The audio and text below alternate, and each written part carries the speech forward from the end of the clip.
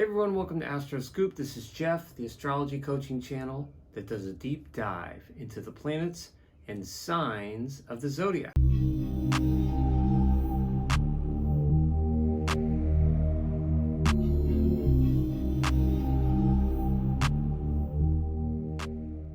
Early Cancer people are empathic for the most part. You pick up the vibrations from people in a very subtle and nuanced way, but you usually pick them up in an effortless way. And there's a feminine goddess principle in the energy within Cancer. I mentioned George Michael, who died a few years ago, the singer, songwriter, and musician.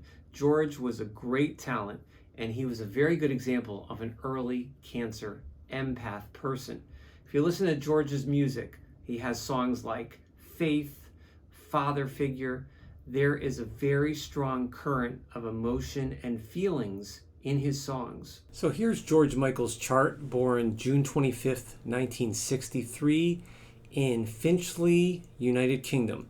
So here George was an early Cancer, 2 degrees. That could be considered a Gemini Cancer cusp. Now, this is all very interesting. Look at this. This is almost a stellium or a grouping of major Cancer. The Sun, rising or the ascendant, and the node. Very, very strongly rooted in deep feelings, a sense of family, and a strong need to want to belong. The Sun in Cancer is ruled by the Moon in Leo. So that throws a whole new monkey wrench into George's chart here. This Moon in Leo gave him a radiant charm, and even though he's very, very private, that Moon in Leo, and that's a late degree of Leo, it's strong leadership qualities and a strong sense of pizzazz and wanting to be noticed. So if there was a lot of neediness in George's character, whatever needs were unfulfilled. With the Cancer, the Moon in Leo certainly went after it. And this is all a ton of Virgo here, lots of Gemini. Mercury ruled planets are Mercury, Venus, Uranus, Pluto, Mars, all ruled by Mercury, and they're all ruled by Mercury in Gemini. So George was an absolute trickster, extremely clever, extremely bright, and extremely adroit at writing songs that were good for the public. And again, I'm using Western astrology here. If you don't agree with that, that's fine. For these purposes, we're looking more at just the planets. And here, with all this Virgo, you have, and then Pluto, generation in Virgo, back in the 60s, and Mars in fastidious, perfectionistic seeking, hardworking Virgo. But conjunct, look how close this is, 9 and 11. 2-degree orb of Mars conjunct Pluto. That to me is the most powerful part of George's chart.